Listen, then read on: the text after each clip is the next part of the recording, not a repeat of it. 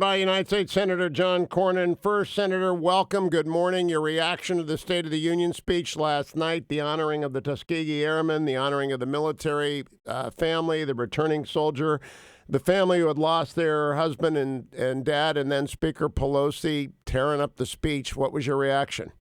Well, I thought the speech was Reagan-esque. I thought the tone and the uplifting nature of it and the positive reinforcement of everything that's been going on in the country economically and from the standpoint of delivering results to the American people, something that I know President Trump feels very strongly about. He feels like he's kept faith with his promises that he's made. And the contrast could not have been more stark between the president's tone and all the great uplifting stories that we heard last night, and Nancy Pelosi just looking like she'd been sucking on a lemon, and then tearing up the speech at the end. It was really disgraceful. Now, I must say, my callers this morning made a great point. They don't live in the blue bubble of television studios, the Beltway, L.A., etc. It's the people's house, one of them said. The decorum is expected of the speaker, and they felt insulted. I think this is a broad bipartisan reaction. Do you think she will apologize?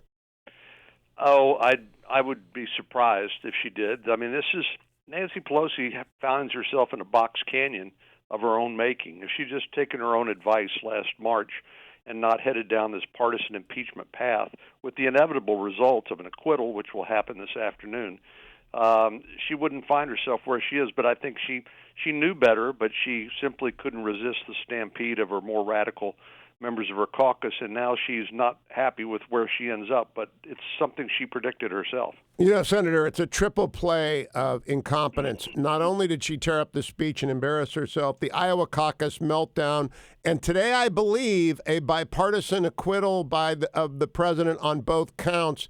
Do you expect every Republican to vote to acquit the president on both counts? I do, and I think there's a good chance, as you point out, that there'll be one or more Democrats who will join us. Just as the impeachment articles themselves are purely partisan with bipartisan opposition, I think you'll see bipartisan opposition to the conviction of the president. The case that was presented by the impeachment managers was simply half-baked. They didn't do their job. If in the private world, Hugh, in the private sector, if lawyers had presented a case the way the impeachment managers did, they'd be sued for medical or legal malpractice. It was a disaster from the start, and so the president will be justly acquitted. Now, I want to contrast that, and I asked Mike Lee this question as well. I watched pretty much everything. I got tired by the end. Didn't see Alan Dershowitz and Ken Starr, but if you had to hire one of those on the president's legal team to defend you against a politically motivated prosecution, which one would you hire, John Cornyn? Well, I remember talking to former Attorney General Mukasey. He said, if they ever come for me, I want Pat Cipollone on my side.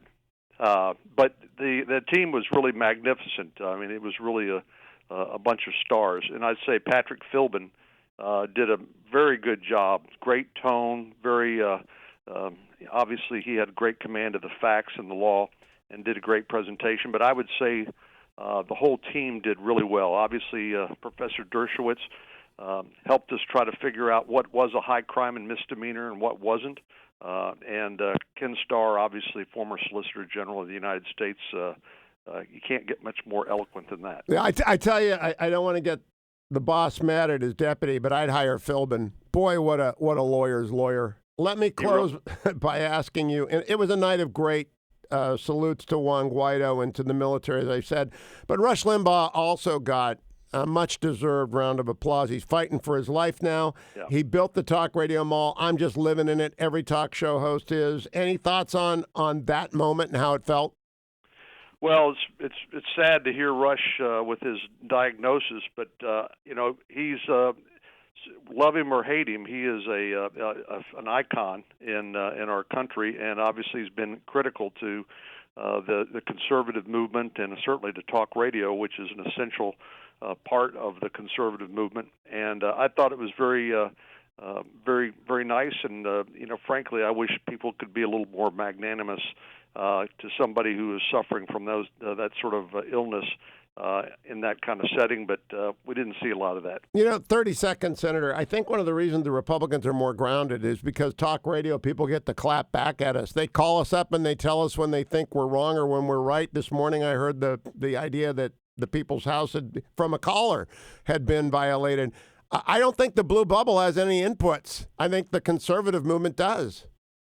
Well, I think you're exactly right. All of my Democratic colleagues, it seems like they just get reinforced by their Morning Joe, dose of Morning Joe and the MSNBC, and they don't really encounter the real people that we do on talk radio and when we go back home and talk to our constituents.